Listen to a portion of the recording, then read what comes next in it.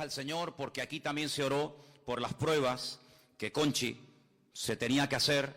Todos sabemos en la línea en la que iban. Y bueno, según tú me has contado, todo salió perfecto. Entonces se estaba orando por esto, y así como se pidió oración en su momento para que las pruebas de Conchi salieran bien, anunciamos a la iglesia de que todo ha salido muy bien, gracias al Señor, para dar la gloria y la honra a nuestro Dios en esta tarde, y a Él le damos este aplauso. Decimos gracias, Señor, porque Él cuida de nuestra vida. Amén. Aleluya. Gloria a Dios. Gloria a Dios. Dios es bueno. Voy a pedir a los más pequeñitos si pueden ya pasar a sus clases de escuela dominical. A todos como siempre les doy la bienvenida, especialmente a las personas que están aquí por primera vez. Sé que hoy hay aquí en la iglesia personas que están por primera vez.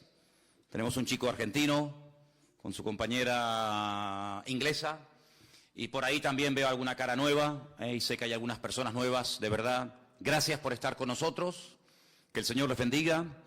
Vamos a pasar ahora a la palabra, y les pediría por favor si pueden buscar en su Biblia, si no lo vamos a proyectar aquí, Lucas capítulo 14. La lectura se ha leído ya, son los versículos anteriores a lo que yo voy a estar compartiendo en esta tarde.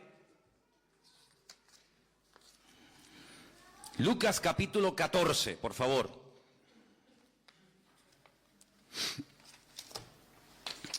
A partir del versículo 25 voy a estar leyendo. Lucas 14, versículo 25, por favor. No sé si encima del versículo 25 hay una especie de título que no forma parte del texto, pero a veces se pone algún título más o menos para saber de qué se va a hablar, de qué se va a leer. En mi Biblia pone lo que cuesta seguir a Cristo. ¿Pone eso en la tuya? ¿Sí? ¿En alguna Biblia pone algo diferente? Bueno, en la Biblia mía, encima del versículo 25, entre el 24 y el 25, dice lo que cuesta seguir a Cristo. ¿Cuesta seguir a Cristo? Pregunto. Se ve que a algunos no les cuesta mucho. ¿Cuesta seguir a Jesús? ¿Es fácil? Bueno, vamos a ver qué dice este texto. Grandes multitudes iban con él, y volviéndose les dijo: si alguno viene a mí, en esta versión dice, y no aborrece. Después vamos a explicar esto porque suena muy fuerte, ya lo sé, pero para eso estamos aquí, para aprender. Y no aborrece a su padre y madre y mujer e hijos y hermanos y hermanas, y aún también su propia vida, no puede, diga conmigo, no puede ser mi discípulo. No puede. Imposible. Verso 27. Y el que no lleva su cruz y viene en pos de mí, diga conmigo, no puede ser mi discípulo. Dos veces hemos leído ya la misma frase. No puede ser mi discípulo. Sigo. Porque ¿quién de vosotros, queriendo edificar una torre, no se sienta primero y calcula los gastos a ver si tiene lo que necesita para acabarla? No sea que después que haya puesto el cimiento y no pueda acabarla, todos los que lo vean comiencen a hacer burla de él. Lógico, ¿no? Diciendo, este hombre comenzó a edificar y no pudo acabar. ¿O qué rey, al marchar a la guerra contra otro rey, no se sienta primero y considera si puede hacer frente con 10,000 al que viene contra él con 20,000? Y si no puede, cuando el otro está todavía lejos, le envía una embajada y le pide condiciones de paz. Así pues, cualquiera de vosotros que no renuncia a todo lo que posee, lea conmigo, no puede ser mi discípulo. Cuando en esta semana leía esta porción, lo primero que me llamó la atención es que en 3 ocasiones, en 3 partes diferentes, aparece la misma frase. No puede ser mi discípulo. Primera, no puede ser mi discípulo. Segunda, no puede ser mi discípulo. Tercera, cuando en la Biblia se repite algo, como mínimo en 3 ocasiones, hay que levantar bien las orejas prestar mucha atención porque lo que se está diciendo es muy, pero que muy importante. En la Biblia, cuando se repite algo, cuando se dice santo, santo, santo es el Señor, ¿y por qué 3 veces? Pues tiene una explicación. Cuando se dice desierto, desierto, te digo, Samuel, Samuel. Cuando se repite una palabra, un nombre, un adjetivo, un sustantivo, es porque lo que a continuación se va a anunciar, a pedir o a decir, es algo muy importante. Y no es normal que una persona hablando contigo sea repetitivo. Ya lo he entendido, ya se entiende perfectamente que no puede ser discípulo tuyo, ya está.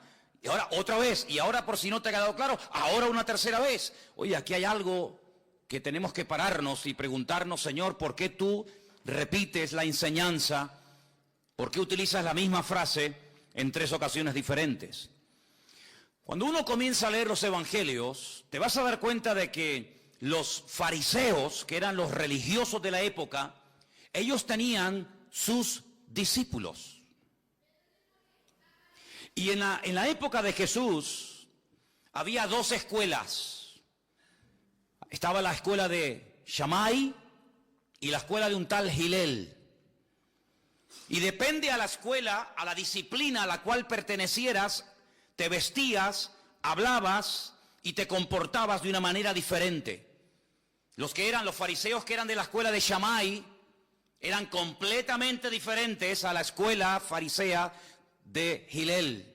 Por ejemplo, el apóstol Pablo dice que su maestro fue Gamaliel, y Gamaliel era el nieto del famoso rabino Hillel. Y por eso Pablo era como era, porque los que se educaban, los que entraban en la escuela, en la disciplina de Hillel, eran de una forma totalmente diferente a como eran los otros de la escuela de Shammai. Observarás, por ejemplo, que Juan el Bautista, cuando él comenzó su ministerio, también tenía discípulos. Una vez los discípulos de Cristo le dijeron, Señor, ¿por qué no nos enseñas a orar como Juan enseñó a orar a sus discípulos? Luego, las oraciones que hacían los discípulos de Juan, cuando las oías, automáticamente sabías que este tiene que ser de la disciplina, de la escuela, discípulo de Juan el Bautista, porque así es la forma típica como ora un discípulo de Juan el Bautista. Es interesante notar que cuando Pedro negó al Señor Jesucristo y lo negó en 3 ocasiones, uno de los argumentos que presentó la chica que le decía, sí, tú eres uno de ellos, fue el siguiente: es que tú hablas como hablan los discípulos de ese hombre. Es decir, un discípulo, la palabra discípulo, en el Antiguo Testamento no aparece, pero el equivalente a la palabra discípulo en el Antiguo Testamento, ¿sabes cuál es? Hijo. Estos son los hijos de los profetas. Habéis, por ejemplo, leído en el libro de Samuel, dice la Biblia que salían los hijos de los profetas. Es el equivalente a decir, estos son los discípulos de los profetas. Eliseo vivía en Jericó, o durante un tiempo vivió en la ciudad de las palmeras, en la ciudad de Jericó. Y allí él tenía una escuela, allí él tenía a sus hijos, espiritualmente hablando, y allí él vertía en ellos su conocimiento, su experiencia. Allí les enseñaba a hablar, allí les enseñaba a orar, allí les enseñaba, en fin, a predicar, etcétera, etcétera, incluso a vivir. Por ejemplo, cuando tú estudias y lees los libros de Aristóteles, que son, por cierto, muy interesantes, el príncipe de los filósofos, como lo llamaba Maimónides, pues él lleva, digamos, en su forma de escribir, en su forma de hablar, en su forma de filosofar, él lleva características típicas de Platón, porque él fue discípulo de Platón. Platón le enseñó a Aristóteles todo lo que sabía. Y es interesante notar que el Señor Jesucristo, igual que los fariseos, igual que los profetas del Antiguo Testamento, igual que Juan el Bautista, también tenía un grupo selecto de personas llamadas discípulos. Personas que se pusieron bajo su disciplina. El discípulo no elegía al maestro, sino el maestro elegía al discípulo. No es como hoy en día que dice, bueno, ¿dónde estudio? en la Universidad de La Laguna, en la Universidad de Salamanca, en Oxford, en Cambridge, en Yale. ¿A dónde voy? Y depende de tu poder adquisitivo, puedes ir a un lugar o puedes ir a otro. En aquellos tiempos no era así.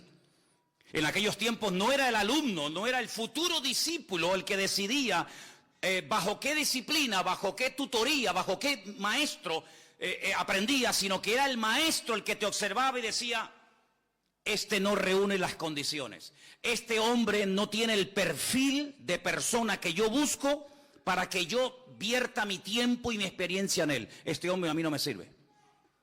¿Cuántas veces he comentado la anécdota de aquel famoso orador griego que tenía una escuela donde preparaba sus discípulos? Y un día se le acercó uno y le dijo que quería estudiar oratoria con él.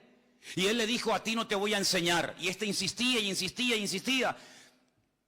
Y le dijo: bueno, la única forma de que te enseñe es cobrándote el doble.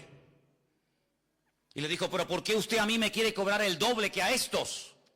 Dice: porque contigo tendré el doble de trabajo.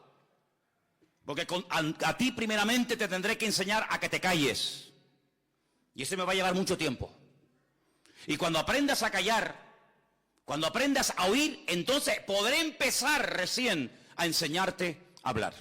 Por eso me vas a dar doble de trabajo. Con estos no, porque estos vienen a aprender, pero tú vienes de enterado.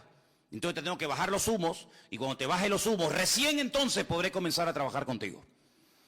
Los discípulos, cuando eran llamados por un maestro, se olvidaban de sus gastos. Por eso el Señor un día le dice a sus discípulos: cuando yo les llamé, os entrené, os capacité y os envié, ¿os faltó algo? ¿Os faltó comida? ¿Pasasteis frío? ¿Pasasteis hambre? Dice: no. Recordarlo. Porque el maestro era el responsable de cubrir, desde que era llamado el discípulo hasta que se graduaba, hasta que era enviado, se encargaba de cubrir todos los gastos que tenía. Y esta filosofía, este tipo de trabajo, este tipo de forma de entrenar, de preparar discípulos, hasta el día de hoy, en Israel es así. Todos estos chicos que van a las yeshivas a estudiar, la inmensa mayoría de ellos no pagan absolutamente nada, sino que el rabino, el director de la escuela, se encarga de llamar por aquí, llamar por allá, pedir subvenciones, hablar con este amigo, a escribir correos, etcétera, para recibir finanzas, fondos para los gastos del discípulo. El discípulo se relaja: mi maestro no solamente me va a enseñar, sino que se va a encargar de cubrir todos mis gastos. Así que relájense. Si yo te he llamado, yo te voy a respaldar en todo lo que tú necesites. Ahora, me llama muchísimo la atención que los discípulos del Señor Jesucristo estuvieron 3 años con el Señor, y en esos 3 años ellos pudieron ver cómo el plan de la salvación se desarrollaba, y cómo lo que ellos lograron ver y oír y experimentar, ningún discípulo, ni de Juan el Bautista, ni de Gilel, ni de Shammai, ni de ningún otro maestro, jamás lograron ver ni experimentar.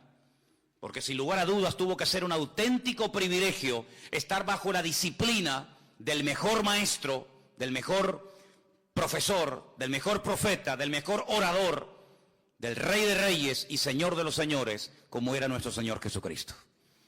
Un día el Señor Jesucristo se le queda mirando a sus discípulos y le dice: ¿cuántos reyes y a cuántos profetas le hubiera gustado ver y oír lo que ustedes están viendo y disfrutando conmigo y no lo vieron?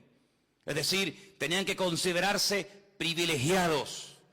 Para ellos era todo un honor el hecho de que el Señor les fuera su maestro, desde que se levantaban hasta que se acostaban.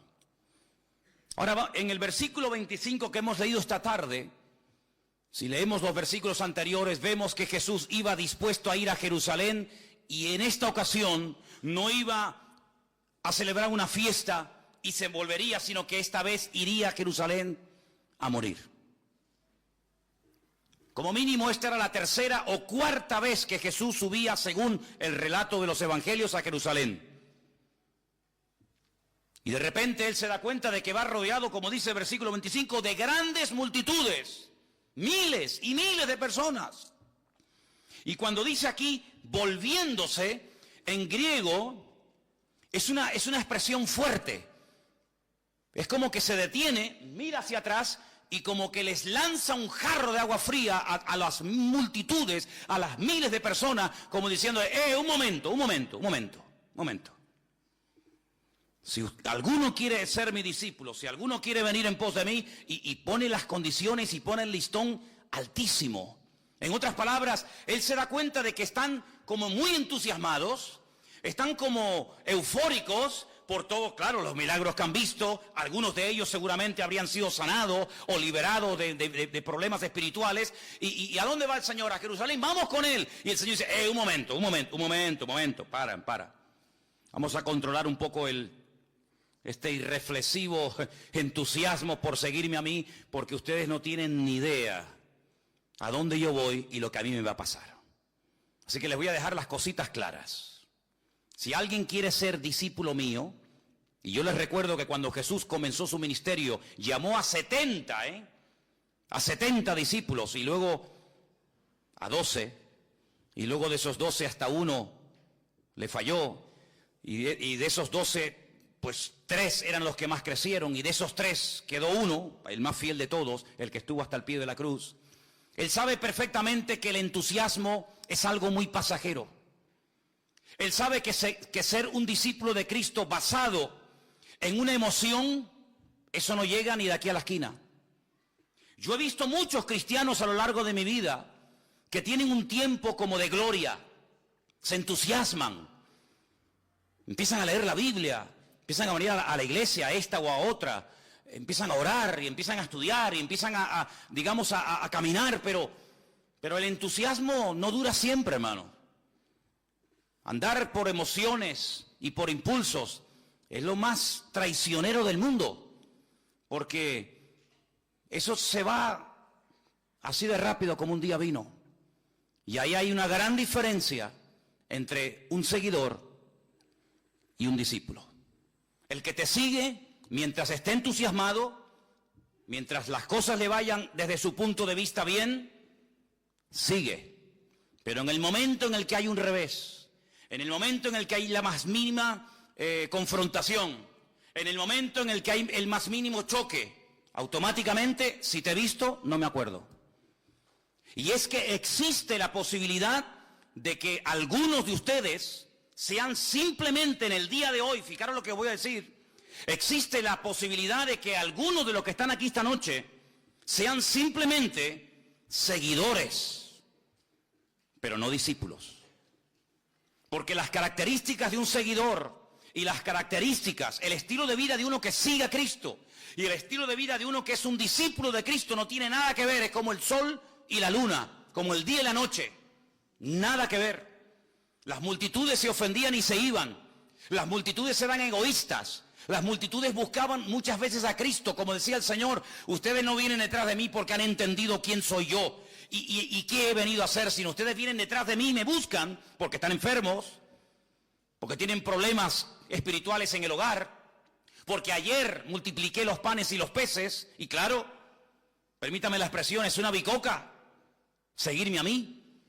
Pero el Señor no vino a este mundo a buscar seguidores, el Señor no vino a este mundo a buscar clientes, el Señor no vino a este mundo a buscar pelotas, el Señor no vino a este mundo a buscar personas que le sigan simplemente por recibir, sino que incluso si ustedes leen el capítulo 28 del Evangelio según San Mateo, que lo leímos hace unos días allí en el puerto de la cruz, el día de los bautismos, las últimas palabras de Cristo en Mateo son, id y haced discípulos a todas las naciones. No seguidores, sino haced discípulos. ¿Cuáles son algunas de las características de un discípulo? Vamos a volver a leerlas, versículo 26. Si alguno, dice otra versión, no me ama a mí más que a su padre, a su madre, a su mujer, a sus hijos, a sus hermanos y hermanas, incluso si no me ama a mí más que a su propia vida, no puede ser mi discípulo. Hay 3 áreas que Jesús toca cuando habla acerca del tema del discipulado: la familia, la voluntad y el patrimonio. En eso se resume prácticamente nuestra vida. Así de claro.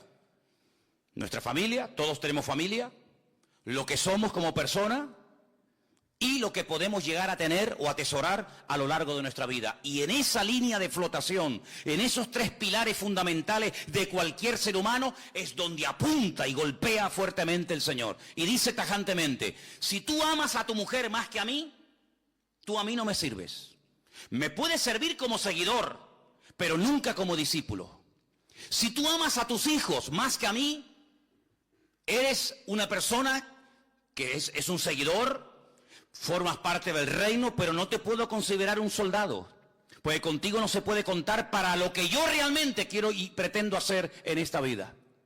Si amas más a tu mujer, a tus hijos, a tu familia, en otro texto dice tierra, amigos, etcétera, más que a mí, no puedes ser mi discípulo. Mi pregunta es, ¿puede ser que haya algún creyente a estas alturas que ame a sus hijos más que a Dios? Me cuesta meterme en la cabeza que pueda haber un creyente que lleve años oyendo el mensaje del Señor, asistiendo a diferentes congregaciones, que todavía su familia sea en su vida lo que más ama por encima de amar al Señor y su obra. Pero tengo que reconocer que hay mucha gente así. Tengo que reconocer que hay personas que siempre quieren que la familia les apoye y en el momento en el que papá, mamá, el marido, la esposa, el hijo, su hermano o su hermana o quien sea de su familia no le apoya, no le ríe la gracia, no está con él o con ella en lo que quiera hacer, automáticamente se le fue la fe, se le fue el gozo, se le fue la paz, se le fue el deseo de ser un verdadero y genuino discípulo de Cristo. Y es triste ver a personas que a veces ponen por encima sus deberes familiares, por encima de sus deberes y de su relación con el Señor. Jesús un día llamó a una persona, ¿y para qué lo llamó? Para convertirlo en discípulo. Jesús no llamaba a la gente para que le siguiera. La gente que siga a Cristo, le seguía a Cristo, le iban a seguir, les llamara o no les llamara. Cuando Él llamaba a alguien, era para convertirlo en un discípulo. Y si no, no lo llamaba. Dice que un día le dijo a uno, sígueme. Y mira la respuesta, Señor, deja que primero entierre a mi padre. Si tú vas a la Biblia e interpretas como cristiano, como europeo, como occidental, este texto, te parece una crueldad y una injusticia que Jesucristo no le dejara enterrar el padre a este chico. Pero es que hay que ponerse en la cultura de aquella época. En aquella época los hijos varones, por supuesto las hembras sobreentendido, los hijos varones no podían salir del hogar del padre sin autorización del padre o hasta que el padre muriera. El padre era una especie de patriarca. El padre era una especie de sacerdote que velaba por la estabilidad del hogar, por la unidad familiar. Y por eso hay momentos en los que uno lee pasajes como sal de tu tierra y de tu parentela a la tierra que yo te mostraré. ¿De quién estoy hablando? De Abraham. Génesis capítulo 12.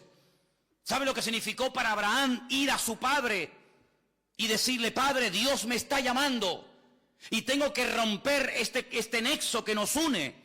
Porque si sigo contigo no voy a crecer espiritualmente. Si sigo contigo no puedo heredar la tierra que mi Dios me está prometiendo dar. Por lo tanto salgo. ¿Sabe lo que significaba salir mientras el viejo estaba vivo? Que automáticamente quedabas desheredado. No hay herencia para ti. Ahora ustedes pueden entender un poquito mejor la parábola del hijo pródigo. En aquellos tiempos que Jesús contara a una audiencia de judíos, que un chico judío le dijera a su padre, dame, te exijo que me des la parte de mi herencia mientras el viejo estaba vivo, era un acto terrible, una vergüenza terrible, porque ellos tenían metido en la cabeza honrar al padre y a la madre, y aunque fueras mayor de edad, honrar al padre y a la madre, y los hijos no movían ni un dedo sin autorización del viejo, sin autorización del padre. Cuando el Señor le dice, sígueme, y este le dice, pero vamos a ver, deja que primero entierre a mi padre. No es que el padre estaba de cuerpo presente y había que enterrarlo. No, es que el padre estaba, permítame la expresión, vivito y coleando. El padre a lo mejor le quedaban de vida 30 años. Y lo que le está diciendo al Señor es, sí, cuenta conmigo, no te preocupes. Pero déjame que primero se muera. Y cuando él se muera, yo salgo y así salgo bien. Porque si salgo ahora, mi padre me puede decir, si te vas con una mano delante y una mano detrás, te vas sin un duro, te vas sin herencia, te vas sin derechos. Por lo tanto, déjame que te siga a mi manera, no a tu manera. Déjame que yo ponga las condiciones y no tú. Y el Señor dijo, déjalo, quédate con tu padre. Y ahí te quedas. ¿Le volvió a llamar? No. ¿Insistió? No. Porque el Señor llamó, puso la excusa de que primero quiero enterrar a mi padre y por lo tanto, con esa condición, no puede ser mi discípulo. Le dijo a otro, sígueme. Y le dice, déjame que primero me despida. Es decir, déjame que primero explique en la familia, oye, que me ha llamado un tal Jesús de Nazaret, que va por ahí haciendo milagros y tal, ustedes no lo entienden, pero yo quiero arreglar las cosas para salir bien socialmente y tal y cual. Déjalo, vete con tu padre, con tu familia, quédate con ellos, no eres apto para el reino de los cielos. Si uno dice, pero el Señor a los discípulos les pide mucho, ¿sí o no? No, a los discípulos no les pide nada, les pide todo. A los discípulos, al que quiere ser discípulo de Cristo, Cristo no le pide mucho. Cristo le pide todo.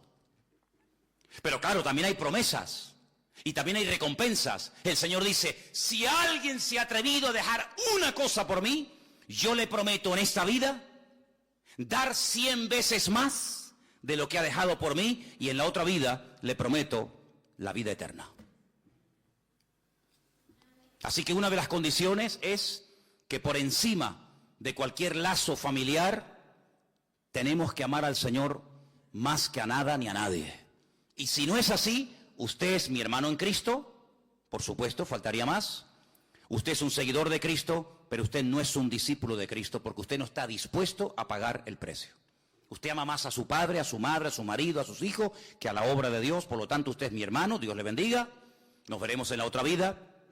Pero usted no es un discípulo, usted es uno de tantos que siguen al Señor, pero no están dispuestos a ser un discípulo de Cristo. Otra condición tremenda, ahora toca otro área y dice, estamos en el versículo 29, 29 dice, no sea que después, 27, el que no lleva su cruz y viene en pos de mí, no puede ser mi discípulo. Ahora habla no de la familia, no de padres, no de madres, sino ahora habla de la cruz. Y yo pregunto, ¿la cruz para qué sirve? ¿Para qué servía? Claro, yo sé que hoy en día, por ejemplo, las cruces sirven para ponerle flores en mayo. ¿Habéis visto, no? Santa Cruz, Cruz Santa, Puerto de la Cruz, la Cruz de la Cebolla, la Cruz de los Martillos, ¿no? Tenerife está todo lleno de cruces por todos lados. Y en mayo hay una competición, hay un, ¿cómo se llama? Sí, una competición, un concurso. Aquí, por ejemplo, en la avenida, ¿cómo se llama esta de La Salle? Gracias. Ponen una cruz, porque hay un colegio ahí, Colegio San Ildefonso, y ponen una cruz y los niños ponen crucecita. Cuando vas para el Parque García Sanabria, en la Rambla vemos un montón de cruces y van una serie de personas y van tomando nota y tal, 10 puntos, 4 puntos, suspendido, bueno, tal. Y entonces hay un premio a la cruz más decoradita. Hay gente que la cruz no participan de eso, pero por ejemplo se la ponen en el cuello. Dice, bueno, la cruz, pues yo me la pongo en el cuello. Otros se la ponen en el zarcillo. ¿No habéis visto a gente que se pone la cruz aquí en la... tendrían que poner la verdadera, en vez de la chiquitita, una grandota, ¿no? Hay gente que se pone la cruz como un tatuaje. Se tatúan, se hacen un tatuaje y dicen, no, que yo soy cristiano, ¿verdad?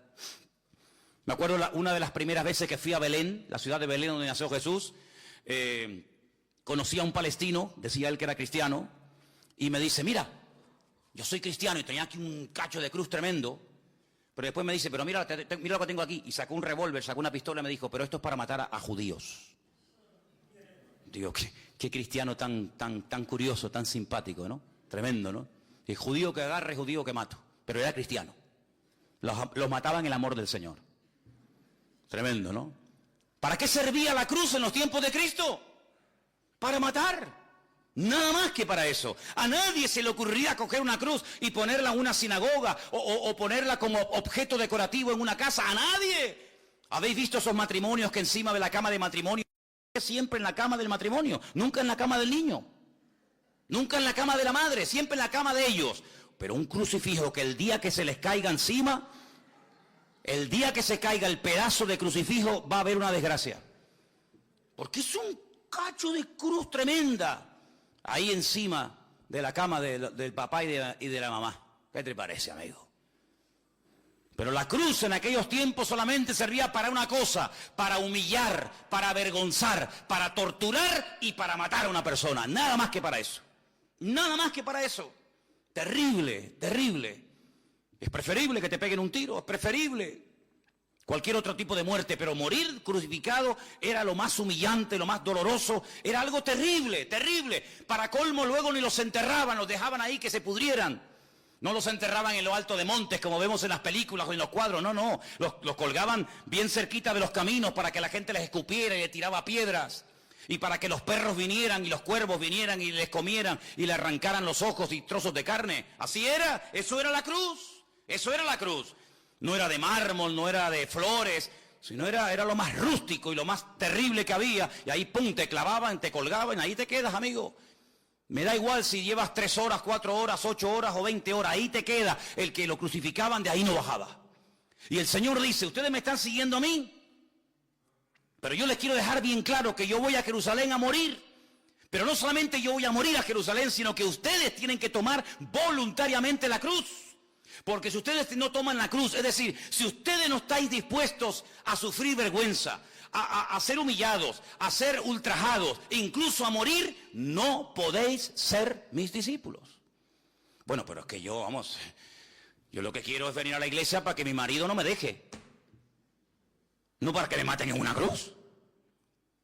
Yo vengo a la iglesia pues para que mi hijo deje la droga y a veces se convierte y cambia de vida y el hombre se integra a una vida normal y tal. Yo vengo a la iglesia porque alguien me dijo que si venía aquí, pues me podían echar una mano, me daban algo de dinero, o ropita, o me conseguía una novia, o me conseguía un novio. Pero hombre, tú me estás hablando a mí de que tengo que estar dispuesto a morir. Pero es que, perdone, yo no estoy diciendo esto porque yo esta tarde no tenía otra cosa que hacer y me estoy inventando esta historia. Yo estoy simplemente repitiendo las palabras de nuestro Señor Jesucristo que están reflejadas en el Evangelio de Lucas y que dice: si alguno quiere venir en pos de mí, yo no estoy obligando a nadie, pero si alguno voluntariamente ha decidido ser mi discípulo, yo te pregunto, ¿estás dispuesto a cargar tu cruz? ¿Estás dispuesto a perder el control? ¿Estás dispuesto a renunciar a tu voluntad? Porque la primera condición era estar por encima de aspectos familiares, pero la segunda, ¿cuál es? Renunciar.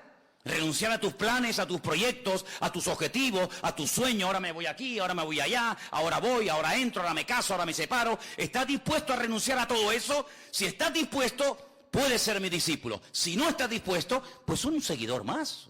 Ya está. Dios dirá: adiós, hermanos, Dios les bendiga. Buenas tardes, ¿qué tal? Adiós. Buena semana. Uno más del montón. Pero no es un discípulo. No es un discípulo. Por eso yo pregunto, ¿Cristo qué tuvo más, discípulos o seguidores? Seguidores miles, discípulos muy pocos. Porque seguidor prácticamente no cuesta. Vamos a ver, si cuando tú estás malo oras y el Señor te sana, serías un egoísta si no siguieras al Señor, ¿sí o no? Si cuando tú no tienes trabajo, cuando tú tienes un problema o tienes una dificultad en el matrimonio, en la economía o en el área que sea, tú oras al Señor o oran por ti, vienes un tiempo a esta iglesia o a cualquier otra y el Señor te bendice, pues hombre, es normal que tú tengas un mínimo de gratitud hacia el Señor y digas: pues gracias, Señor, porque me has ayudado, me has bendecido, mi matrimonio se ha restaurado, ¿sí o no? Por supuesto, pero es que no estamos hablando de eso. El tema esta tarde es: ¿seguidor o discípulo? Amigo, primera condición, yo por encima de papá, de mamá, del abuelo, de la abuela, etc. Segunda condición, ¿estás dispuesto a cargar tu cruz? ¿Estás dispuesto a morir? ¿Estás dispuesto a seguir en pos de mí hasta el final? Sí, bien, que no, no puede ser mi discípulo. Tercera condición, la hemos leído en el último verso, lo vuelvo a leer, dice aquí: así pues cualquiera de vosotros que no renuncia.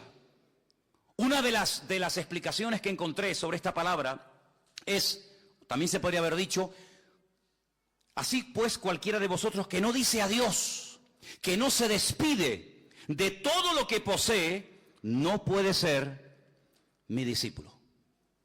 Es decir, si lo material a ti te domina, si tu meta es tener en vez de ser, pues lograrás ser un seguidor, pero no un discípulo. Porque en la mayoría, no digo todos, pero en la inmensa mayoría de cristianos, su objetivo no es servir al Señor.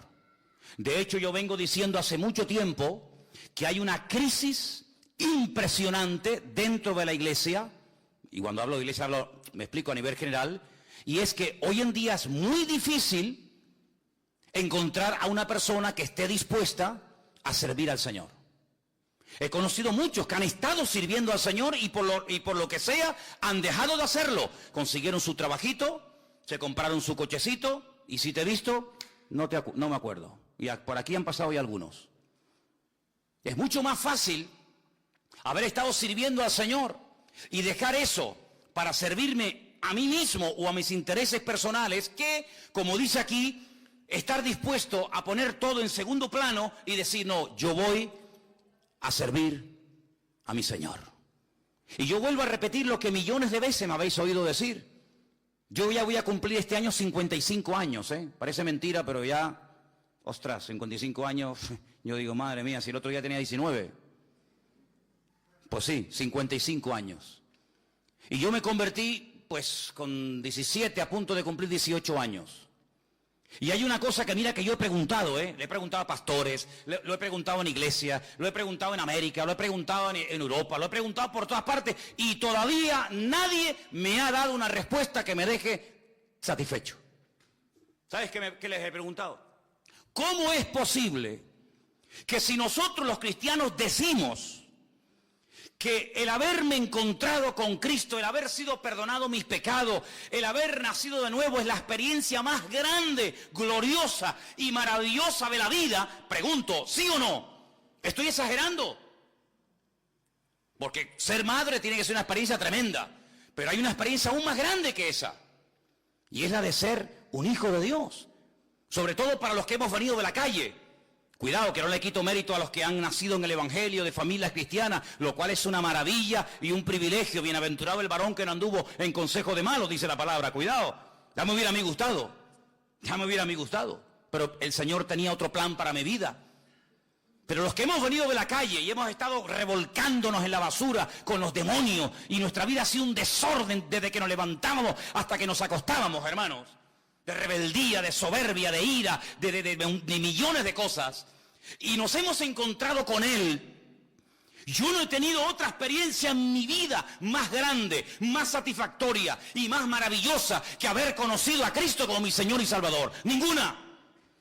Mira, aunque te metas toda la coca por la nariz que tú quieras, aunque te pinche lo que quieras, aunque haga lo que te dé la gana, ninguna experiencia en esta vida es tan satisfactoria y tan genuina como nacer de nuevo y encontrarte con Cristo. Ninguna.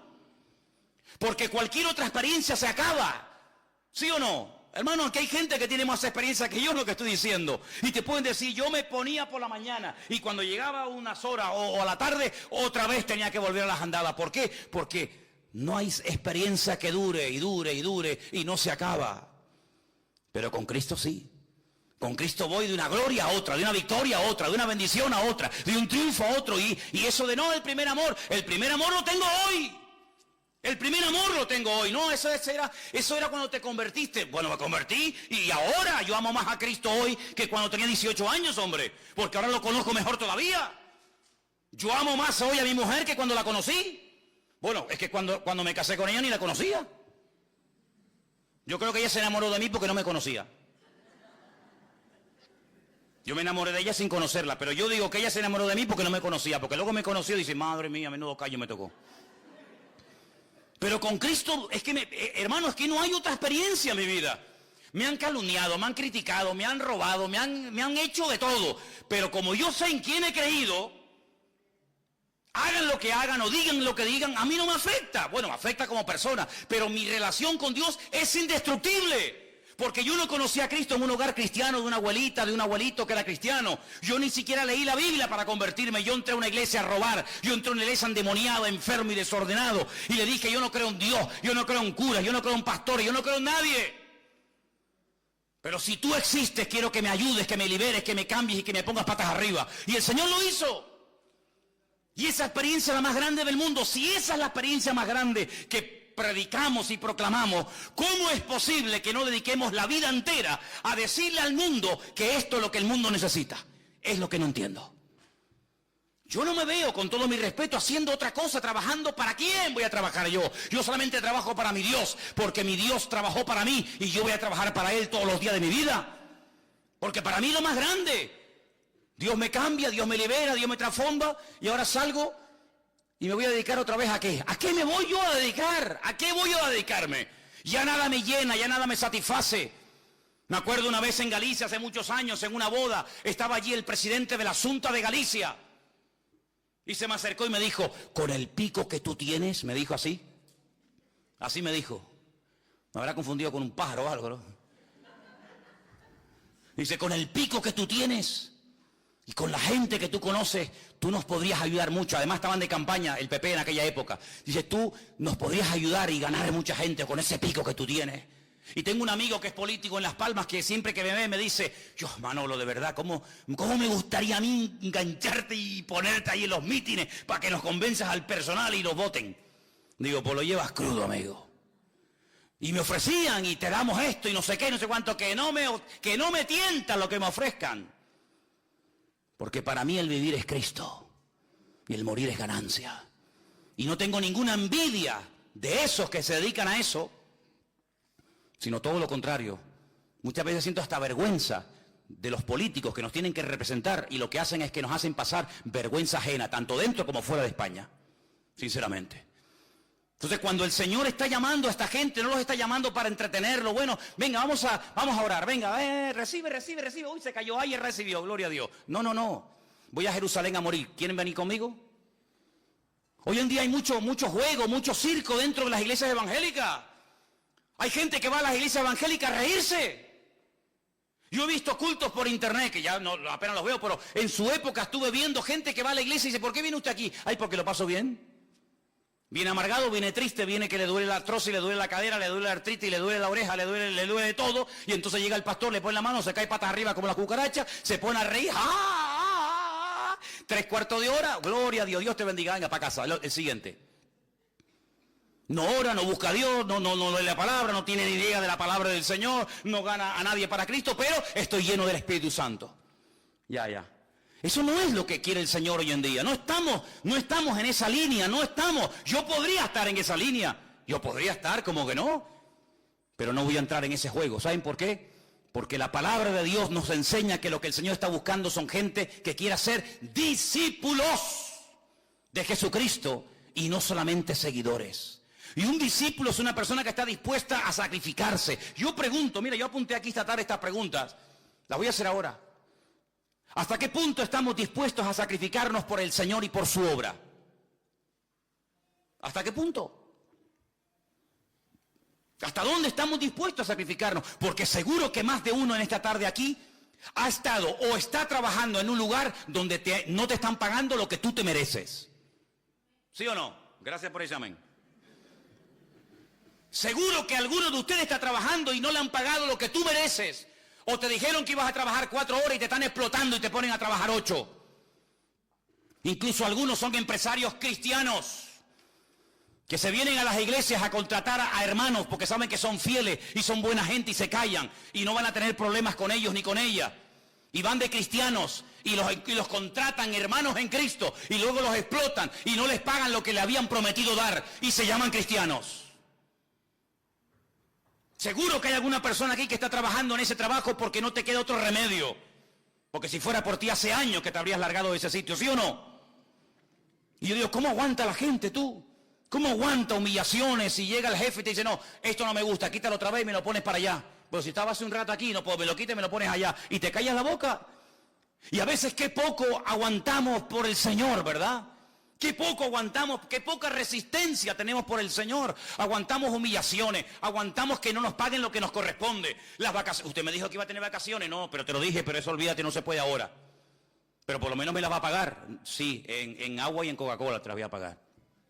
No hay vacaciones, pero no me va a hacer contrato. Cristianos contratan supuestamente a creyentes y no los tienen ni contratados. Eso es un delito, hombre. Eso no puede tener la bendición de Dios. Y lo hacen, y lo hacen. Y la gente aguanta. Y yo digo, ¿cómo somos capaces de aguantar los seres humanos tanto? Y después por el Señor no aguantamos nada. ¿Hasta qué punto estamos dispuestos los cristianos del siglo XXI a sufrir, aguantar por el Señor y por la causa y por la obra del Señor? ¿Hasta qué punto? La segunda pregunta que me hacía, ¿hasta qué punto estamos dispuestos a renunciar a algo o a alguien por amor a Dios si Él nos lo pide que lo dejemos? Ay, amigo.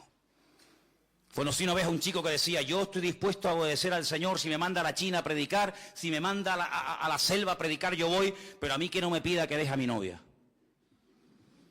Porque con lo que me costó conseguirla, si ahora me pide que la deje, que se busque a otro. Así me decía, y estaba tan pancho el tío.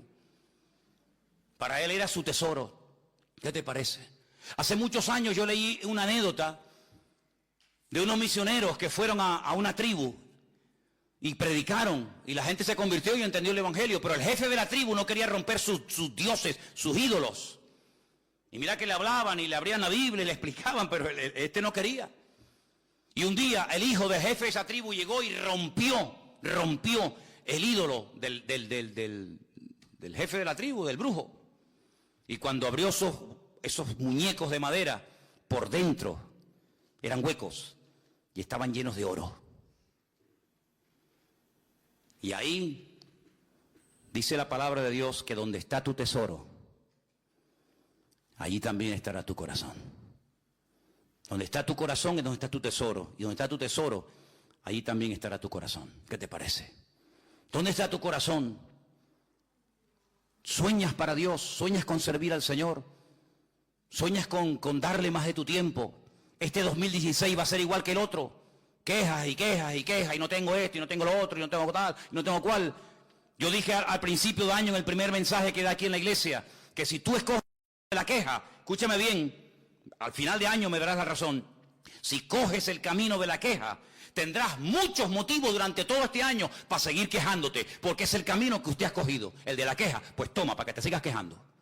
Pero si tú has escogido a primero de año y escoges en esta tarde el camino de servir, de agradecer, de ser bendecido, el Señor te dará millones de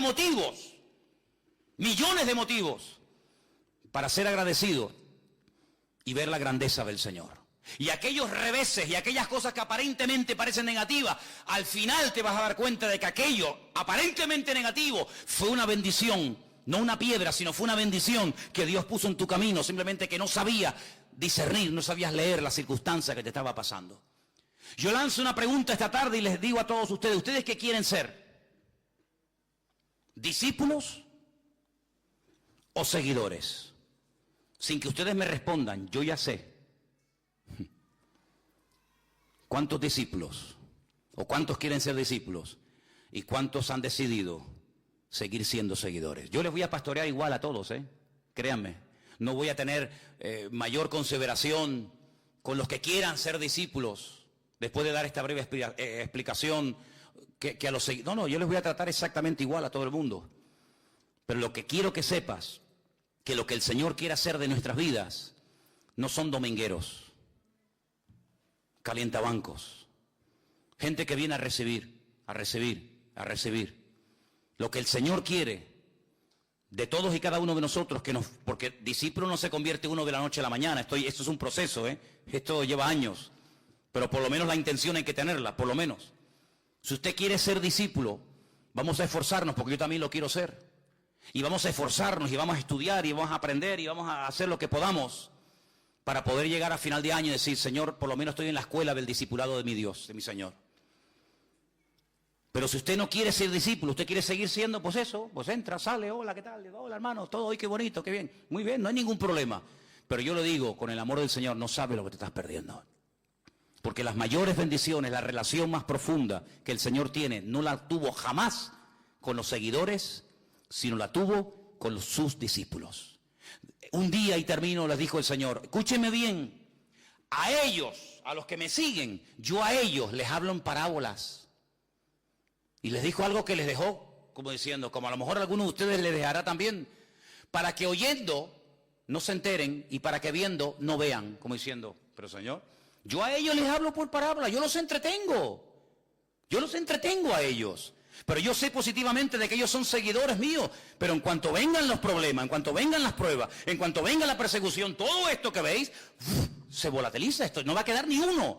Prueba de ello, que el Señor Jesucristo cada vez se fue quedando con menos y menos y menos y menos y menos seguidores. ¿Dónde estaba Lázaro? ¿Dónde estaba Lázaro? ¿Dónde estaba Bartimeo? ¿Dónde estaban aquellas multitudes que hemos leído esta tarde, que le seguían? Bueno, si yo vine para ser sanado y ya estoy sanado, ¿para qué tengo que seguirle más? Si yo tenía un hijo endemoniado y lo llevé al Señor, el Señor le echó fuera al demonio a mi niña o a mi niño, pues ya está, yo no venía más que para esto. Y si yo tenía una hija que se me estaba muriendo, como la hija de Jairo, y el Señor vino y me la sanó, o mejor dicho, me la revivió, pues ya está, yo ahora yo sigo lo mío, yo soy maestro, yo soy rabino de una sinagoga, y ya está. Pero los discípulos fueron los que dejaron temporalmente a sus mujeres, a sus redes, sus barcas, sus padres, sus familias, y sirvieron al Señor. ¿Sabéis los nombres de las multitudes? Decidme 10, 15, 20 nombres de personas que le seguían en la multitud. No podemos decirlo, pero podemos decir nombres de discípulos. Claro que sí, porque esos son los que aguantaron hasta el final. Y si os metéis ahí en como me dijo alguien, en el maestro Google, vais a encontrar cómo murieron los discípulos de Cristo, torturados la mayoría de ellos como mártires por la causa del Señor. Y si hoy tú y yo estamos aquí, se lo debemos no a las masas, a los seguidores que le seguían hace 2000 años, sino a los discípulos que escribieron la palabra y nos transmitieron toda esa información hasta el día de hoy. Y si el año que viene, o dentro de 10 años, o dentro de 15 años, solamente Dios lo sabe, ya no estamos aquí, lo que quede de este trabajo, lo que quede de este ministerio, se deberá no a los que eran seguidores, porque el seguidor no se reproduce, pero el discípulo sí se reproduce. El seguidor solamente piensa en él mismo. Mi casa, mi coche, mi trabajo, mi tal, mi cual y mi no sé qué. El discípulo se reproduce. El discípulo no es una burbuja, sino que el discípulo enseña a otro a predicar, a cantar, a tocar. Yo siempre le he dicho, cada músico que está aquí en esta plataforma tiene que reproducirse en otro. Armandito tiene que enseñar a otro a tocar la batería igual o mejor que él. Y el de la guitarra, y el del bajo, y el de la trompeta, o el del teclado, o lo que sea. Y tenemos que reproducirnos. Marcos, el pastor del Puerto de la Cruz, es mi hijo espiritual, yo lo he parido en el Señor. Y la obra sigue adelante, no por los seguidores, sino por los discípulos. Y aunque Anderson ya venía convertido a Venezuela, donde ha crecido y donde ha madurado, y donde se ha convertido en un verdadero discípulo, ha sido aquí, en esta congregación, ¿sí o no? Y él tendrá que preparar a otro, y él tendrá que transmitir el relevo a otro, porque el discípulo es la persona que tiene visión del mañana. El seguidor no, el seguidor con tener hoy la papa, la comida, la ropa y el trabajo, no piensa nada más. El discípulo dice, Señor, y mañana, y estos niños que están ahora en la escuela dominical, ¿y quién va a ser el pastor de esta iglesia dentro de 25 años? ¿Quién va a ser? El seguidor ni piensa en eso. A mí qué me importa, yo qué sé quién va a ser, pero a mí sí me preocupa eso. ¿Y quién va a ser los próximos músicos? ¿Quiénes van a ser los que van a mantener la obra de Dios y van a seguir adelante predicando la palabra? Esa es la mentalidad que Dios quiere que tengamos. No una mentalidad cerrada de mi casa, mi familia, mi niño, mi casa, mi móvil, mi ordenador y ya está. No, mi hermano, abra la mente en este año. Hay mucho campo para cada uno de nosotros. No pierdan el tiempo, prepárense. Sean verdaderos discípulos del Señor. Y si eres discípulo del Señor, yo te digo, nada te faltará. A los seguidores les faltan muchas cosas, por eso seguían a Cristo. Por eso seguían al Señor. Pues como no tenían que ir al Señor. Pero no dijo el Señor que más bienaventurado es dar que recibir. ¿Quiénes dieron de comer a las multitudes? Algunos dirán Cristo, sí, pero ¿a través de quién? Dice que partiendo los panes y los peces, se lo puso delante de los discípulos y les dijo, ahora vosotros, dadles de comer. Así que, amados hermanos, hay cosas que tú llevas dentro que aún no has sacado fuera. Hay cosas que tú llevas dentro en tu corazón que tienes que manifestarlas fuera. Así que no te conformes con venir solamente los domingos. A mí me gusta muchísimo. Yo cuando veo a los chicos, a Tarek, y cuando veo a todos ustedes venir, para mí es una alegría tremenda. Y yo muchas veces estoy predicando, bueno, la mayoría de las veces estoy predicando, y más que viéndoles a ustedes, estoy pensando en los que no vinieron. Porque es así. Y estoy hablando con uno y estoy mirando para otro lado, porque es así. Porque el pastor mira para todos los lados. Pero ¿sabes qué? Lo que yo quiero es que todos y cada uno de ustedes se conviertan en auténticos discípulos de Cristo. Porque el discípulo no le va a faltar de nada, porque el maestro cuida de cada uno de sus detalles. Y yo puedo dar como testimonio que en los 35 años que voy a hacer este año, el 31 de mayo, recuerden esta fecha, el 31 de mayo, este año, este que está aquí, ha estado en este país sirviendo al Señor a tiempo completo junto con Elena, 35 años a tiempo completo en la obra del Señor. Algunos pastores en Tenerife me preguntan, ¿y cómo lo habéis hecho? ¿Cómo es posible que llevemos un año, o 10, o 15, o 20, y aún no podamos ni con esto? Digo, porque yo sé en quién he creído. Y cuando una persona se convierte en un discípulo de Cristo, se olvida y se relaja completamente de los detalles. Habrá tiempos de abundancia, habrá tiempos de escasez, pero da igual. El Señor está comprometido con sus discípulos en suplirle todas sus necesidades. Porque eso es lo que dice la palabra. Si tú te las juegas por Él, si tú dejas algo por Él, 100 veces más te dará el Señor en esta vida y en la otra vida, la vida eterna. ¿Sabéis quién es la persona más bendecida de esta iglesia? ¿Quién es el que más bendiciones recibe en esta iglesia? Sí, Señor. Yo soy la persona más bendecida de esta congregación. ¿Pero sabéis por qué? Porque soy una persona que he puesto todo mi tiempo, mi vida y mi energía en las manos del Señor. Claro, esto te la juegas, amigo. Porque si viene gente, amigo, y si no viene gente, y si te apoyan, y si no te apoyan, pero es que yo sé en quién he creído. Y cuando tú sabes en quién has creído, te da igual si vienen 20, si hay 4 millonarios entre nosotros, o todos no tienen ni los pobrecitos ni para comer o para dormir, da igual. El Señor protege y cuida la vida de sus hijos y de sus discípulos.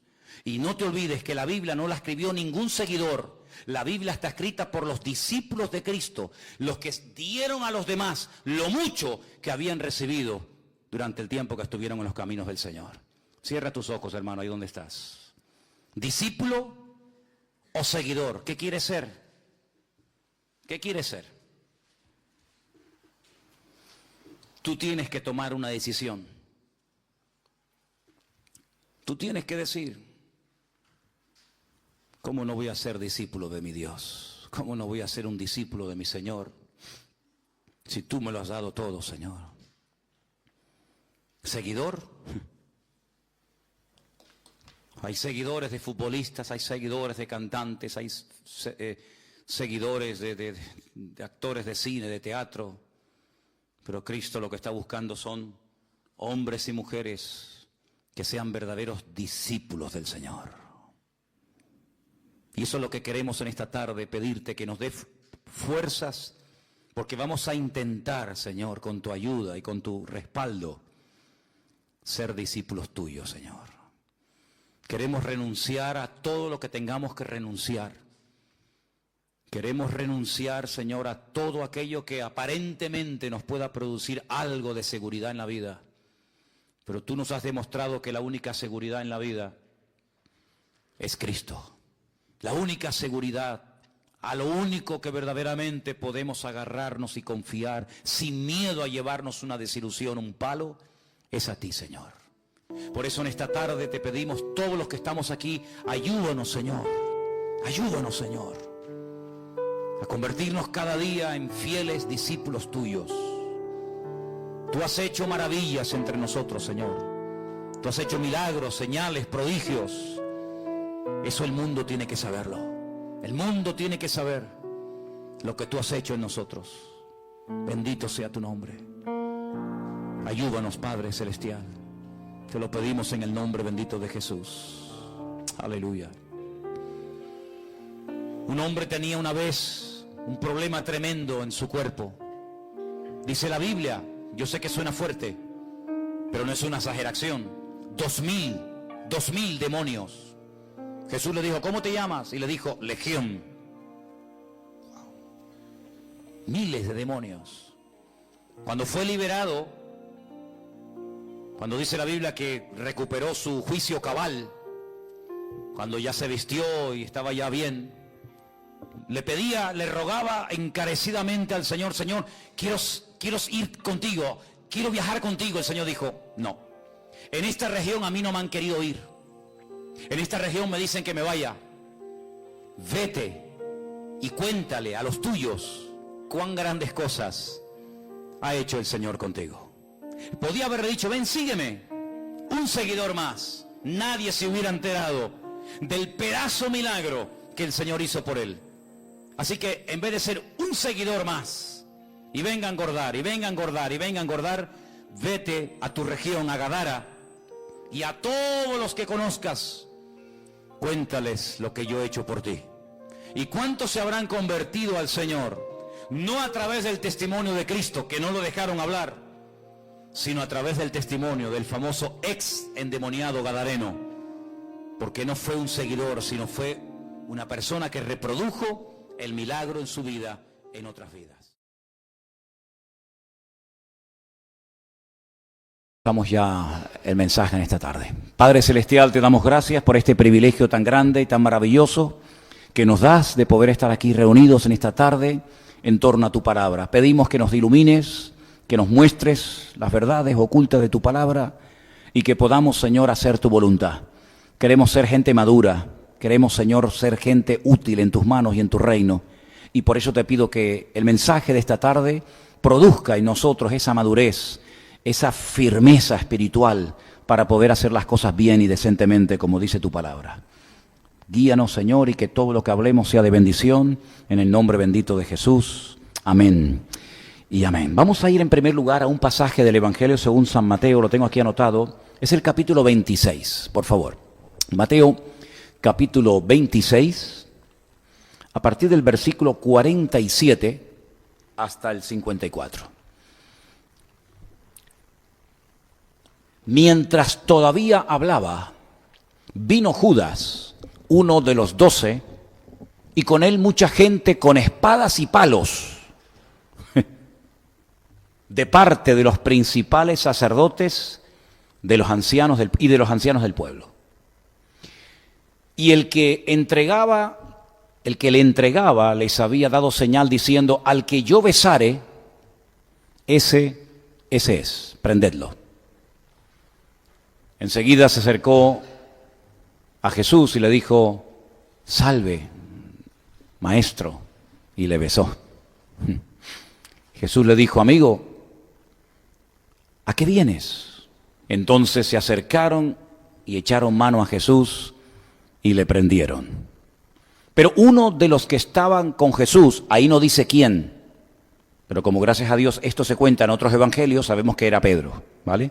Uno de los que estaba con Jesús, extendiendo la mano, sacó su espada e hiriendo a un siervo del sumo sacerdote, le cortó la oreja. Qué culto más interesante, ¿eh? Le cortó la oreja. Entonces Jesús le dijo, vuelve tu espada a su lugar, porque todos los que tomen espada, a espada perecerán. ¿Acaso piensas que no puedo ahora orar a mi Padre y que Él no me daría más de 12 legiones de ángeles? Pero ¿cómo entonces se cumplirían las Escrituras de que es necesario que así se haga? Amén, hermanos. El Señor le muestra a Pedro que a pesar de la injusticia que se está a punto de cometer en el huerto de Getsemaní, llevándolo de esa forma tan humillante y cruel a las autoridades de la época para ser sentenciado a muerte, el Señor Jesucristo le está enseñando a Pedro y a todos nosotros que hay momentos en la vida en los que por cumplimiento a la palabra no tenemos ni que mover ni un solo dedo, sino decir, Señor, esta es tu voluntad y yo la acepto. Y la historia está llena, plagada de personas que aceptaron la condena a muerte, no quejándose, no defendiéndose, sino diciendo, amén, Señor, que sea tu voluntad. Y vemos que en la vida de Pablo, él no luchó, ni peleó, ni se rebeló contra los que le iban a prender, sino que simplemente él decía, bueno, el tiempo de mi partida está cercano y entrego mi vida al Señor. Vemos, por ejemplo, en la vida de Cristo, que él le dice a Pedro, mira, pero vamos a ver, pero tú te crees que yo necesito que tú me defiendas a mí. ¿A dónde vas tú con esa espada, muchacho? Cuando yo podría pedirle a mi Padre que en este momento mandara 12 legiones de ángeles y se acaba el follón, se acaba el problema y punto. ¿Por qué no lo hizo? ¿Por qué se dejó prender? ¿Por qué se dejó escupir? ¿Por qué se dejó que le arrancaran la barba a pedazos? ¿Por qué se dejó azotar? ¿Por qué se dejó humillar de esa manera? Porque dice él que las Escrituras tenían que cumplirse. Y cuando detrás de mi sufrimiento, detrás de mi dolor, está la palabra de Dios y la voluntad de Dios, yo no me rebelo, yo no tengo que defenderme, porque si esa es la voluntad de Dios, la aceptamos y punto. Amén, hermanos. Cristo podía haberse librado de la cruz, ¿sí o no? Sin ningún problema. Se podía haber librado de la muerte, sin ningún problema. Se podía haber incluso descolgado, bajado de la cruz, sin ningún problema, no te quepa la menor duda. Pero ¿y por qué no se defendió? ¿Por qué se dejó que le pegaran, que lo humillaran, que lo crucificaran como si fuera un criminal? ¿Por qué? Porque así estaba escrito en la palabra de que tenían que ocurrir las cosas, ni más ni menos. Por lo tanto, él acata, él acepta la voluntad del Padre y él dice, yo no muevo ni un solo dedo, así que estate quietito, mete la espada y estate quietito, que yo me sé defender solo. Entonces vemos que hay momentos en los que el Señor Jesucristo acepta la voluntad del Padre sin ningún problema, no se defiende, no empieza a despotricar en contra de las autoridades, no empieza a decir esto es una injusticia que están haciendo, pero ¿qué hacen? Sino que él se deja llevar y como cordero mudo fue llevado al matadero y así dio gloria al Padre. Pero hay otros pasajes donde no actuó igual. Hay otros pasajes en los que actuó con tremenda contundencia y los vamos a leer. Y el pasaje que vamos a ver esta tarde está en todos los evangelios. Luego tuvo que ser algo, créame, que les tuvo que impactar muchísimo a Mateo, a Marcos, a Lucas y a Juan, porque si no, no lo hubieran contado. Pongo un ejemplo. Hay muchas cosas que, por ejemplo, Juan cuenta en su evangelio, que si él no las hubiera escrito, no nos hubiéramos enterado. Por ejemplo, la conversación que mantuvo con la mujer samaritana en Juan capítulo 4. El paralítico de Betesda, Juan capítulo 5. Si Juan no lo cuenta, tú y yo no nos enteramos de que un día fue a Betesda y salió un paralítico de 38 años. Juan capítulo 9, el ciego de nacimiento. Si Juan no nos cuenta ese milagro, tú y yo no nos enteramos. ¿Por qué? Porque es que no está en ninguna parte de la Biblia.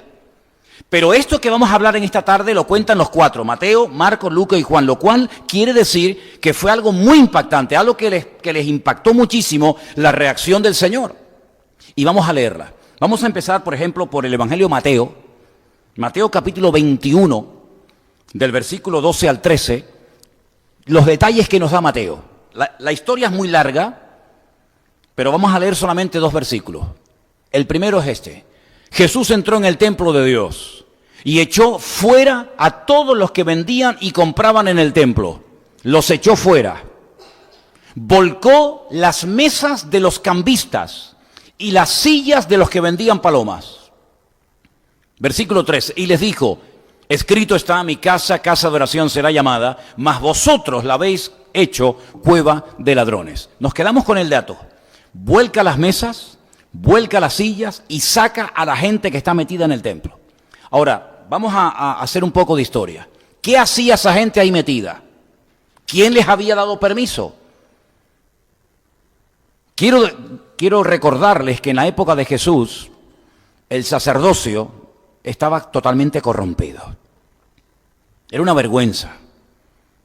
De hecho, los cambistas estaban allí por permiso de los 2 sumos sacerdotes que para colmo eran familia. Uno era el suegro y otro era el yerno. Y entre los 2 tenían un trapicheo dentro del templo que consistía que cuando la gente llegaba después de viajar kilómetros o días al templo para presentar los correspondientes sacrificios, Llegaban y le decían, no, ese no vale, ¿por qué? Porque tiene un pelo que no sé qué, ese no vale porque no sé cuánto. Y entonces, ¿ahora qué hago? Bueno, aquí vendemos corderos, aquí vendemos ovejas, claro, ¿y a quién tenían que comprarle? A ellos. Así que eso era todo un comercio, era todo un negocio que había allá adentro con autorización y con respaldo y con apoyo de las autoridades religiosas de la época. Anás sabía que allí se estaba trapicheando en el templo, lo sabía y lo permitía. Y Caifás exactamente lo mismo. Es decir, a nadie se le ocurriría poner un tablón, una mesa llena de animales y cambiar dinero dentro del templo sin permiso de estos dos. Allí no se movía ni una mosca sin permiso de Anás y de Caifás. Luego los que están allá adentro no es que se colaron, sino que están allí con permiso y con apoyo de estos. Y cuando Jesús entra, que yo sepa, vamos a ver lo que nos dice Mateo, ya lo hemos visto, vamos a ver lo que nos dice Marcos, vamos a ver lo que nos dice Lucas, vamos a ver lo que nos dice Juan, que yo sepa, Jesús no se pone de rodilla con las manos levantadas diciendo, Padre, limpia tu casa. No oró, tampoco se puso a reprender a los demonios, porque es que hay algunos que se pegan todo el día reprendiendo a los demonios, que ni siquiera están. Porque es que hay algunos que tienen una facilidad espectacular para ver al diablo por todos lados. Ojalá tuvieran la misma capacidad para ver al Señor por todas partes. Porque yo veo a mi Dios por todas partes. Y si el diablo está en la esquina ni me interesa. Pero parece que hay algunos que han invertido el orden y están todo el día, que si el diablo aquí, que si el diablo por allá, que si el diablo no sé qué, y el Señor ¿dónde está? Entonces vamos a ver lo que nos dice Marcos. Quédense con los detalles que cada uno nos va dando. Marcos dice en el Evangelio que lleva su nombre, capítulo 11, verso 15, vinieron pues a Jerusalén, y entrando Jesús en el templo comenzó a echar fuera a los que vendían y compraban en el templo. Vendían y compraban. Volcó las mesas de los cambistas, las sillas de los que vendían palomas, es decir, más o menos lo mismo que nos cuenta Mateo. Y no consentía que nadie atravesase el templo llevando utensilio alguno. Vámonos a Lucas, por favor. Bueno, el de Lucas no lo vamos a leer porque es prácticamente lo mismo, está bien, no hay problema. Hay un detalle que no hemos leído que está en Juan, capítulo 2. Juan cuenta algo que se le pasó a Mateo, que se le pasó a Marcos y también a Lucas. No le hemos leído el de Lucas porque ya te digo, es prácticamente igual que lo que hemos leído. Pero quiero que presten atención a Juan capítulo 2, del versículo 13 al 16. Presta atención, es muy interesante la porción que tenemos ahí. Juan 2, del 13 al 16. Estaba cerca la Pascua de los judíos. Luego era una fiesta muy importante. Hay 3 fiestas que era obligatorio subir a Jerusalén. Esta que se llama Pesach en hebreo, que significa saltar. Pascua, que era en la primera fiesta del año, era en la primavera. Entre los meses de abril y mayo se sigue celebrando hoy en día. 50 días más tarde venía otra fiesta que nosotros los cristianos la llamamos como Pentecostés, pero que en hebreo significa la fiesta de las semanas, Shavuot.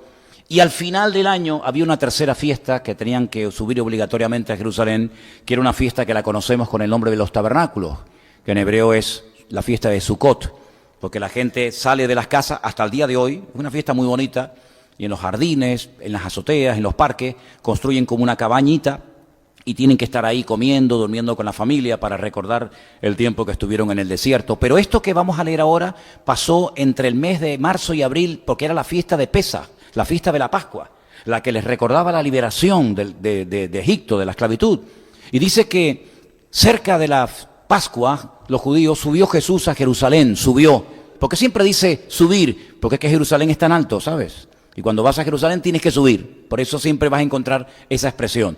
Halló en el templo a los que vendían bueyes, ovejas y palomas. Madre mía, dentro del templo, fíjate qué vergüenza. Ovejas, bueyes, palomas y a los cambistas allí sentados. Esa es muy interesante ese dato.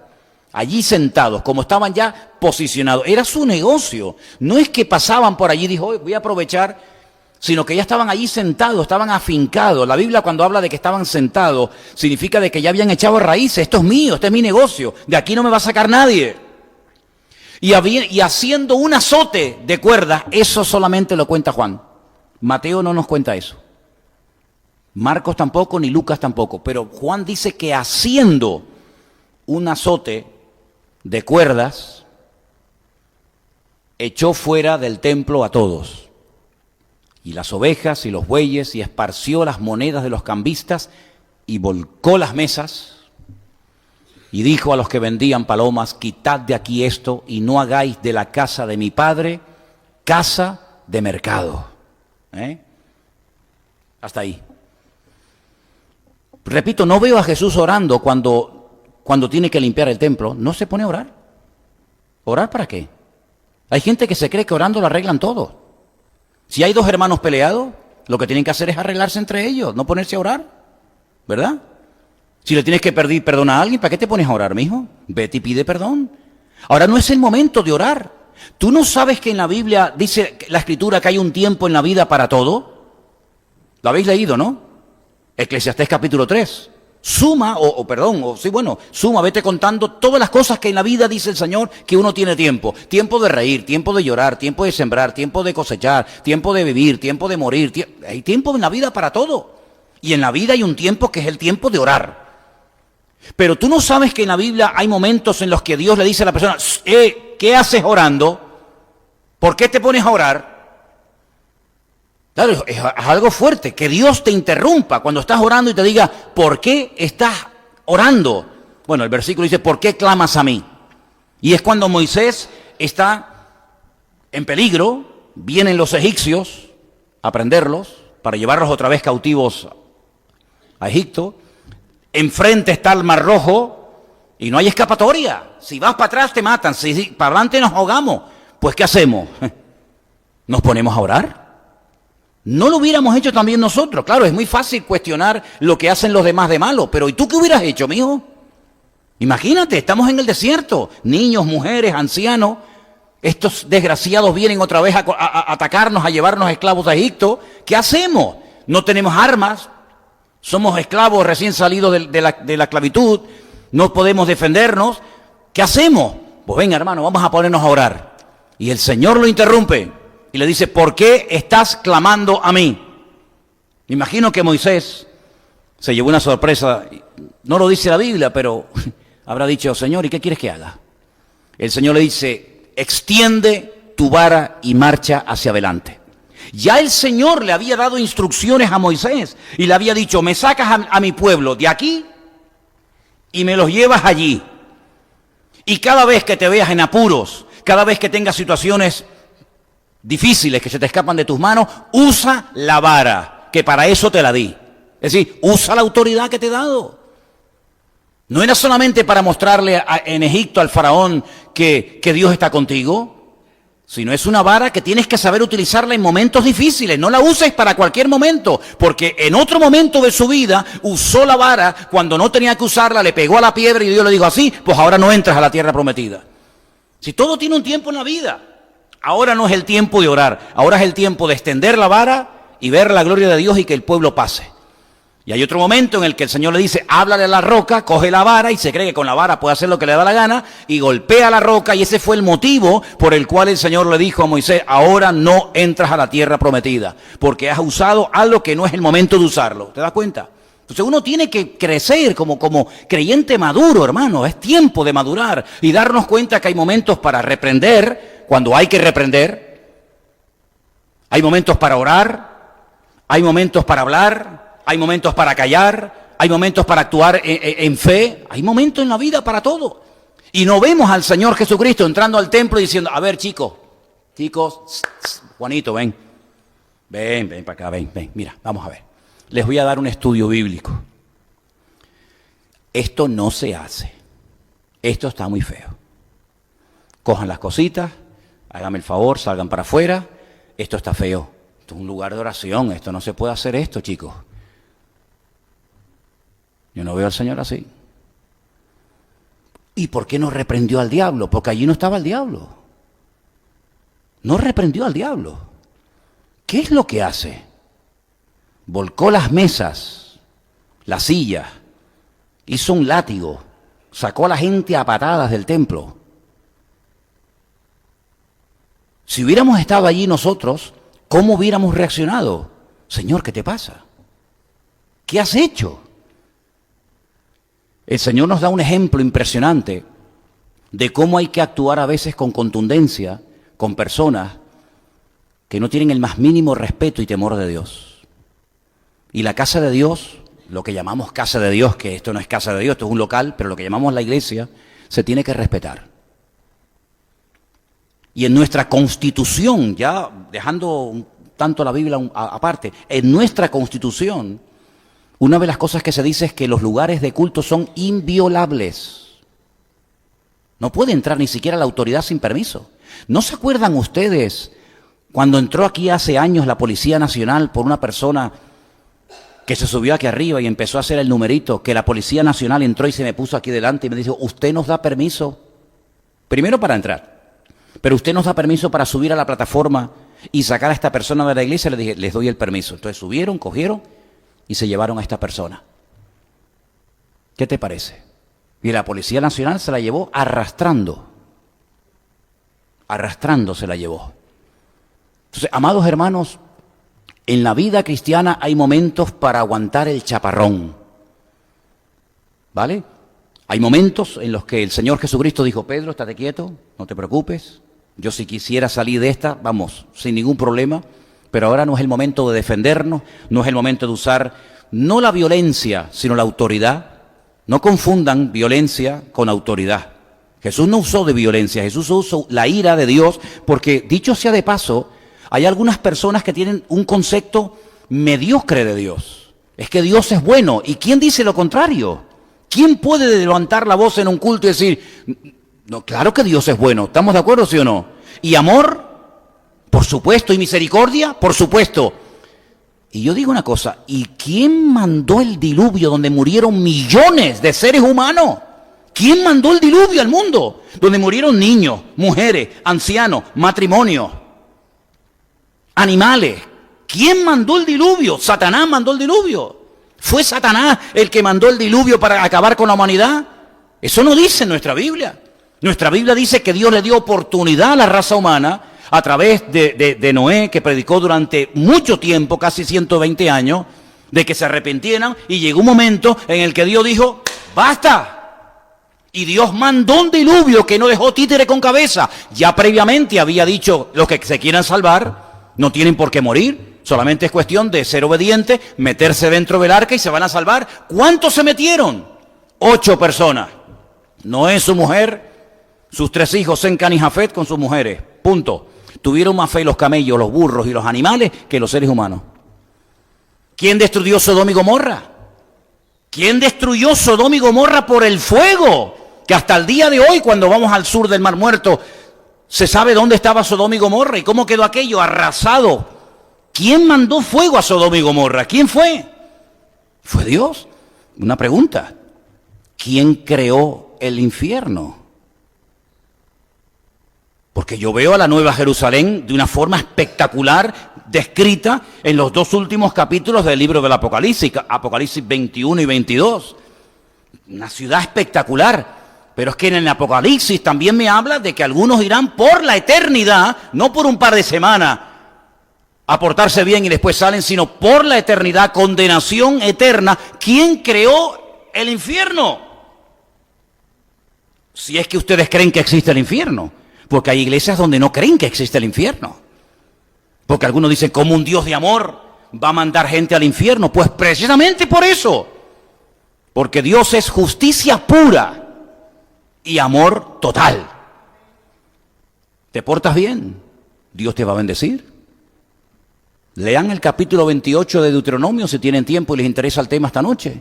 Si hacen esto y esto, bendición tras bendición, los animales no se morirán, nadie abortará, todo será una bendición, todo será una maravilla, vendrán por un camino, por 7 serán una bendición. Pero sigue leyendo, consecuencias de la desobediencia, un desastre, dice, hasta una hoja de un árbol que se caiga a tierra producirá pánico en vosotros. Enfermedades mentales, dice, yo las enviaré en el momento en el que se separen de mis caminos. Sí, es el mismo Dios.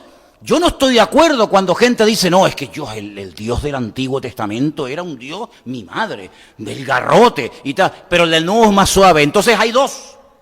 el Dios malo y duro del antiguo y el Dios bueno y suavecito, ¿verdad? Que parece que tiene una manga así de ancha, que todo lo tolera y lo permite, del Nuevo Testamento. Pues no, Señor, hay un solo Dios y a Él solo servirás y honrarás. Lo que pasa es que hay un momento en el que Dios en la historia demuestra su ira y demuestra su justicia, y hay otros momentos en los que muestra su misericordia y su perdón. Pero en la cruz, ¿quién permitió que le mataran al Hijo? ¿Quién permitió que Pilato le echara mano? ¿Quién permitió que lo llevaran a la cruz? ¿Quién permitió? El Padre. ¿Quién abandonó en la cruz, aparte de sus discípulos, etcétera? ¿Quién abandonó fundamentalmente al Hijo? El Padre. El Padre lo abandona, el Hijo se da cuenta, nadie se dio cuenta de nada, porque allí está María, está Juan, está la Magdalena, está el centurión, pero sin embargo Él se da cuenta, dice, Dios mío, ¿por qué me has desamparado?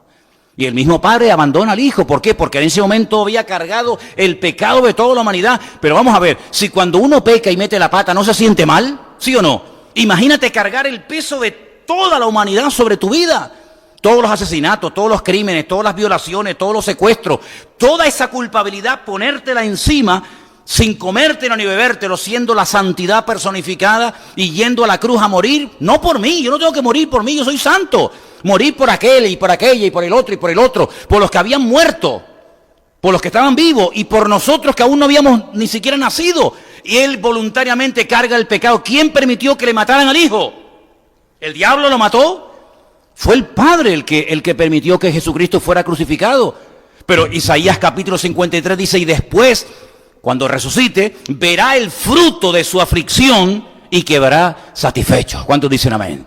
Luego, el amor de Dios no anula la justicia de Dios. De hecho, cuando vamos al libro de Apocalipsis, encontramos que hay un libro, un registro de los que son convertidos. Y dice la Biblia, y todo aquel que no se halló inscrito en el libro de la vida fue arrojado al lago de fuego y azufre. ¿Sí o no? Eso lo dice la Biblia. Bueno, pues hay iglesias que como eso fue tan fuerte, pues ya no predican del infierno, sino que eso es algo alegórico. Sí, cuando les interesa es literal y cuando no les interesa es alegórico. Pues miren, hermano, yo veo al Señor Jesucristo que nos da ejemplo en todo. Hay momentos cuando coja un chiquillo y los niños, ¿saben? Los niños no disimulan. Me acuerdo una vez le di un beso a un chiquillo le picó la barba, ¿no? Es un adulto, aunque tú le piques con la barba, no, tiene que tener mucha cara para hacerte delante tuyo así, ¿no? Pero el chiquillo lo hace. El chiquillo lo hace, no se corta un pelo. Y el chiquillo cuando le dice, ven, o el chiquillo viene. Los niños se mataban por ir con Cristo y los niños no son bobos. Los niños saben quién les da cariño y quién no les da cariño. Hombre, los puedes engatusar con caramelito, como doña Carmen que le da caramelos y bombones a los chiquillos, los tiene locos, ¿no? ¿Vale?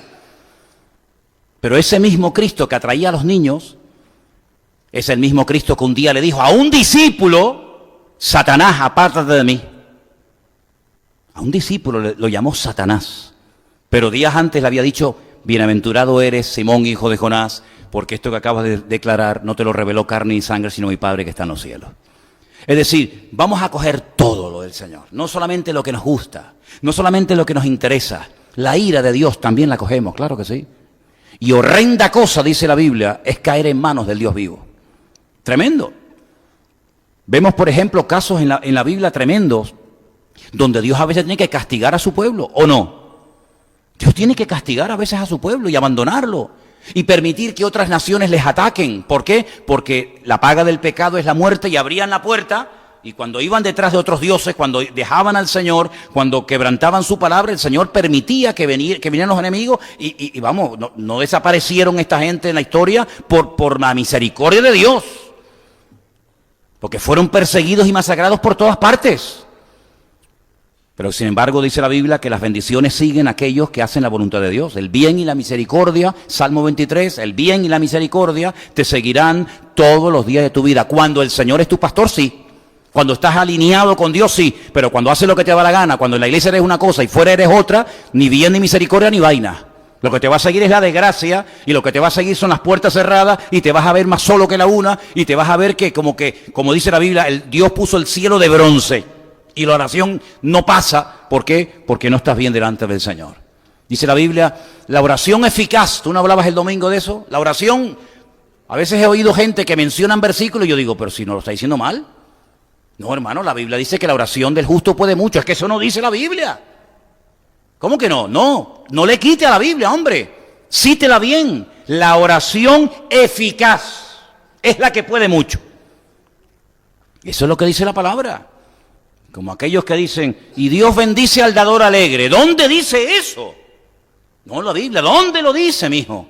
Dios ama al dador alegre, dice 1 Corintios.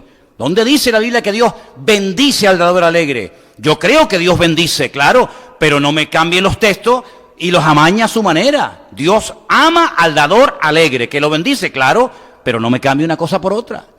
Entonces vemos en la palabra de Dios que el Señor se enfadó, que el Señor volcó las mesas, que el Señor echó a patadas con un látigo que Él mismo se hizo y los sacó de allí a todos. Y dijo, esto no lo voy a consentir, esto no lo voy a permitir. Habéis convertido, y además sabían lo que estaban haciendo, ¿sabes? Porque una cosa es pecar por ignorancia, pero estos no eran ignorantes. Estos no eran ignorantes, estos querían aprovecharse de la gente, aprovechando las fiestas, aprovechando que subían miles de judíos a Jerusalén para presentar sus vidas delante del Señor y los sacrificios. Estos se querían aprovechar de la gente y estos estaban allí sentados, posicionados, esperando la ocasión como los buitres, esperando que venga la gente para decir, no, ese cordero que traes no vale, el que vale es el mío.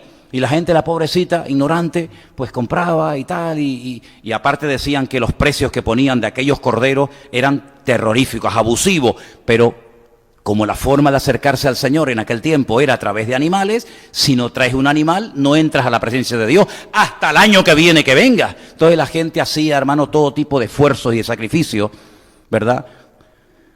Pero queridos hermanos, gracias al Señor que esos tiempos acabaron. Ya no es por nuestros sacrificios, ya no es por nuestros méritos. ¿Qué méritos y esfuerzos vamos a hacer para ganar nuestra salvación o el favor de Dios? Ninguno.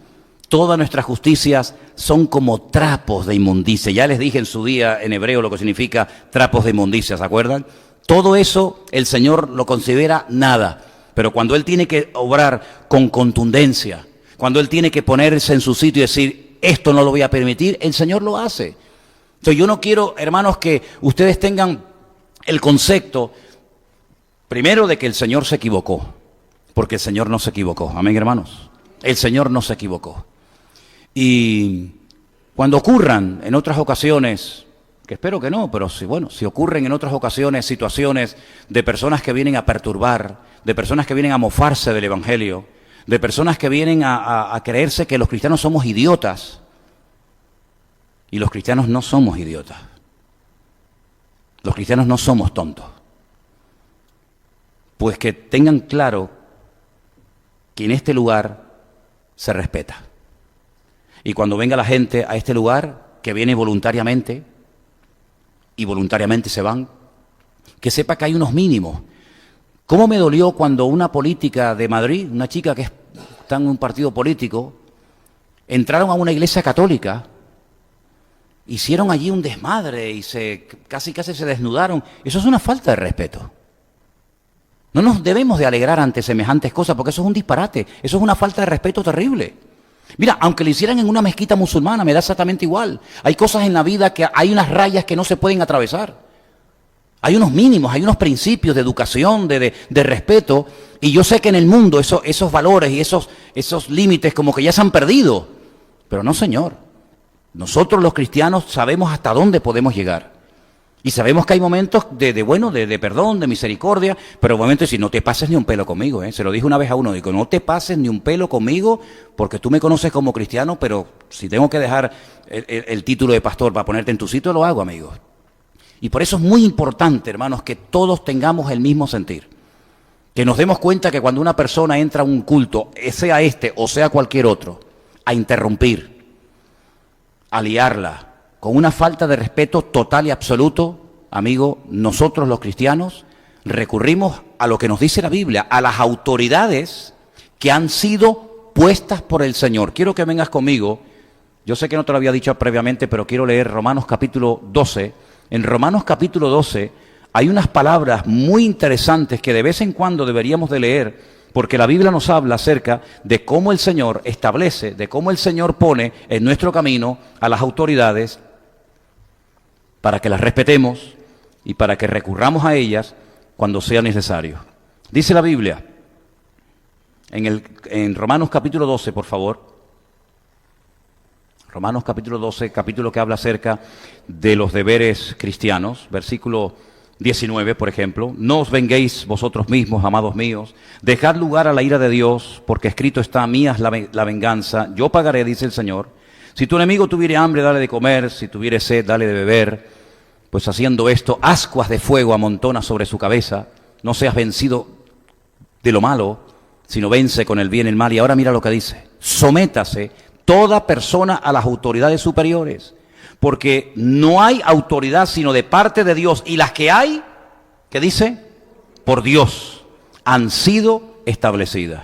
De modo que quien se opone a la autoridad, a lo establecido por Dios resiste, y los que resisten acarrean condenación para sí mismos. Versículo 3, porque los magistrados, las autoridades, la policía, etcétera, no están para infundir temor al que hace el bien, sino al malo. ¿Quieres pues no temer a la autoridad? Haz lo bueno y tendrás alabanza de ella, lógicamente. Porque es servidor de Dios para tu bien. Es servidor de Dios, está puesto ahí para nuestro bien. Pero si haces lo malo, teme, porque no en vano lleva la espada.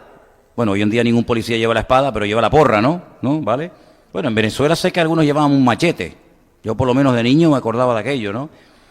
Y dice, pues es servidor de Dios, vengador para castigar a todo el que hace lo malo. Por lo cual es necesario estarle sujetos, no solamente por razón del castigo, sino también por causa de la conciencia. Entonces, hay unos impuestos, nos podrán gustar más o menos, pero hay que pagarlos. Hay unos límites de velocidad, nos pueden gustar más o menos, pero hay que respetarlos. Hay unos vados, hay unos lugares donde no se puede aparcar, y en estos días estamos viendo todo un desfile de los últimos vados que se han puesto por la calle. Claro, llega la gente, aparca, pum, multa que te pego. Amigo, es que no me gusta. Bueno, a mí tampoco me gustan muchas cosas y no me queda más remedio que aceptarlas. Luego, primero, partimos de la base de que Dios ha puesto en nuestro camino una serie de normas, dentro y fuera de la iglesia. La iglesia no es una anarquía, hay iglesias donde cada uno hace lo que le da la gana, pero se equivocan. La iglesia es el lugar donde más orden y donde más respeto tiene que haber. De aquí para arriba, los que no están en alabanza no tienen por qué subir a tocar instrumentos. Usted no tiene aquí que subir para nada. Usted es músico. No, entonces ¿para qué sube? En el sonido, ¿para qué sube usted a opinar del sonido si usted no está en el sonido? De la predicación, usted es predicador, no, entonces ¿para qué me está todo el día cuestionando lo que digo y lo que no digo? Sí, tenemos que saber, queridos hermanos, como si entráramos ahora a la escuela dominical y le llamáramos la atención a una hermana que se está perdiendo el culto para atender a nuestros hijos. Bueno, los míos no, porque ya gracias a Dios salí de esa etapa. Entonces, tiene que haber un respeto a los músicos, al pastor, a los diáconos, a los ujieres. Me acuerdo que una vez un hermano me dijo, oye, le dije a tal persona que por lo que sea no se puede sentar aquí, y me dijo, a mí si no me lo dice el pastor no te hago caso. Una falta de madurez espectacular, porque nadie en esta congregación se pone donde quiere, sino que lo ponen. Y cuando hay un ujier en la puerta, ese ujier no se ha puesto solo, ese ujier lo hemos puesto nosotros.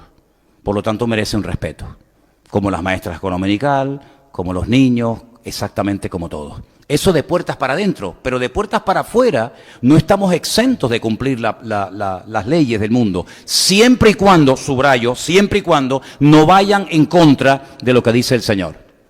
Como por ejemplo se encontró Daniel en una situación donde no lo dejaban orar, prohibido orar durante X tiempo, y Daniel dijo, de eso nada. ¿Por qué? Porque por encima de la ley humana está la ley de Dios. Y si la ley de los hombres me impide orar a mi Dios, lo siento, mijo, pues vas al paredón, pues llévame al paredón, no hace falta, no hay ningún problema. Es decir, nosotros no estamos exentos de cumplir con las normas, de cumplir con las cosas del mundo. Me acuerdo que una vez había un grupo de hermanos en una parte de la península, claro, por aquí no se pueden dar tantos datos porque está toda la gente con la escopeta siempre, mira lo que dijo, en un lugar de La Mancha, cuyo lugar no quiero acordarme. Había un grupo de hermanos que se fueron al campo y comenzaron a construir como una especie de chabola, una especie como de chabola, para hacer una iglesia. Y vino la policía, y la policía les dijo, aquí no pueden ustedes ponerse a construir una iglesia. Es que estamos alabando al Señor. Me da igual, como si están alabando a San Pancracio. Aquí eso no se puede hacer. ¿Y sabes cuál fue el argumento del pastor a la policía? Esta tierra le pertenece al Señor, porque la Biblia dice del Señor es la tierra y su plenitud. Y aquí construimos una iglesia. Eso es sacar las cosas del contexto. Eso es sacar las cosas del contexto. Usted no puede coger mañana, irse a un terreno privado y construir una iglesia o ponerse ya a acampar sin permiso. Es que somos cristianos. Y con más motivo todavía, el mundo tiene que saber que nosotros los cristianos cumplimos las leyes del mundo. Y algunas no nos gustan. Algunas tal vez las podemos considerar un tanto injustas. Pero como cristianos tenemos que respetar las leyes de Dios y las leyes de los hombres. Y termino diciendo algo que el Señor Jesucristo nos enseñó. Darle al César lo que es de César y a Dios lo que es de Dios. Si tenemos este concepto bien claro en nuestra vida, interiorizado, nos vamos a dar cuenta que hay momentos en los que Dios tiene que actuar con contundencia, con seriedad. No es el momento de orar ni de reprender, es el momento de comportarse con autoridad, defendiendo la propiedad de Dios, defendiendo el honor del Señor, defendiendo el respeto a Dios. Y a veces se puede dialogar, gloria a Dios, pero es que hay momentos, hermanos, en los que no se puede dialogar.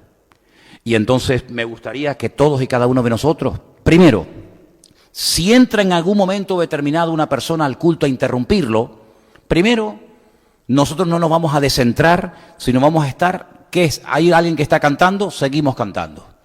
Es momento de predicación, seguimos escuchando la predicación. No nos produce un caos, todo el mundo nervioso, preocupado. Usted no se preocupe, que vamos a actuar lo mejor que se pueda para solucionar el problema. Y hermanos, damos gracias a Dios que estamos en España, ¿eh?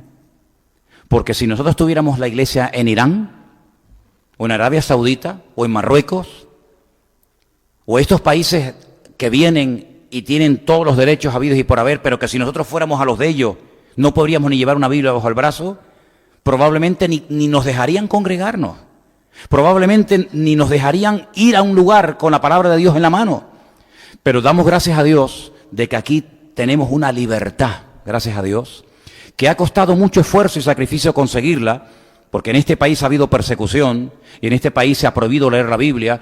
Y yo me acuerdo, yo no tengo tanta edad, pero yo me acuerdo en varias ocasiones llevarme desde la Plaza del Charco detenido a la comisaría del Puerto de la Cruz, porque en aquellos tiempos no se podía hablar en aire libre, y quitarnos los folletos y tuvimos que aguantar el chaparrón. Pero gracias al Señor que hoy por hoy hay una libertad.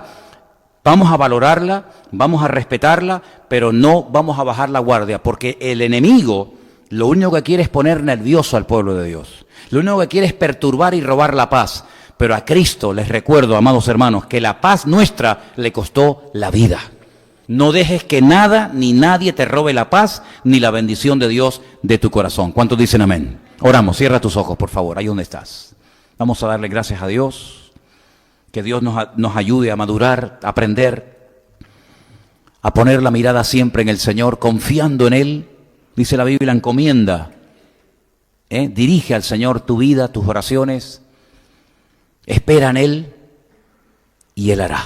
Alabado sea Dios. Pero eso no significa de que vamos a bajar la guardia. El pueblo de Dios nunca debe de bajar la guardia, nunca. El pueblo de Dios siempre tiene que estar alerta. Y lo sugieres ni te cuento.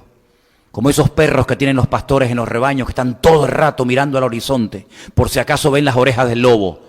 Y automáticamente actúan y ladran y van a por él. Exactamente igual la iglesia del Señor, los hijos de Dios, tienen que estar atentos, velando, orando, no ignorando las maquinaciones del enemigo, las acechanzas del diablo, sino siempre cubriendo la iglesia, los jóvenes, los niños, la vida de los pastores, etcétera, con la sangre de Cristo, unidos, orando, velando, siempre, Señor, protege, cuida, bendice tu obra, aparta al enemigo. Y siempre con esa actitud, aleluya, de gozarnos, pero con un ojo mirando al Señor y con otros abiertos, siempre pendiente de los peligros que pueden venir en el futuro. Te damos gracias, Padre, porque tu palabra nos advierte, tu palabra es lumbrera, nuestro camino nos ilumina la vida, la mente, nos muestra cómo tenemos que actuar ante adversidades, ante luchas. La Biblia contiene todas las respuestas y todos los ejemplos y todas las circunstancias por las cuales tú nos vas a permitir pasar. que actuemos correctamente en cada situación, que nada ni nadie robe la paz del corazón de tu iglesia, que podamos estar siempre unidos, acechando, velando, pendientes, Señor, sabiendo que tenemos que pelear y defender a tu amada iglesia. Gracias te damos, Dios mío. Dice la Biblia que hasta la muerte, hasta la sangre, tenemos que pelear por la sana doctrina y por la unidad de tu pueblo. Y pedimos que tú bendigas a tu iglesia sobre toda la faz de la tierra, que estemos los cristianos unidos, velando como nunca antes, Señor, atentos, sabiendo cuál es mi terreno y cuál no es mi terreno, sabiendo hasta dónde puedo llegar y hasta dónde no debo meterme, Señor. Ayúdanos, trae esa madurez, trae ese crecimiento a nuestra vida, para que sepamos cómo actuar en cada circunstancia, Señor. Te damos gracias, Señor, y queremos darte gracias también en este momento por tu palabra. Gracias, Dios mío, porque en ella encontramos los ejemplos y encontramos cómo tú actuabas en cada momento de la vida. Gracias, Padre, por ser nuestro ejemplo, nuestro modelo a imitar. En el nombre de tu amado Hijo Jesús. Amén. Amén. Gloria al Señor. Les recuerdo, hermanos, el campamento de niños,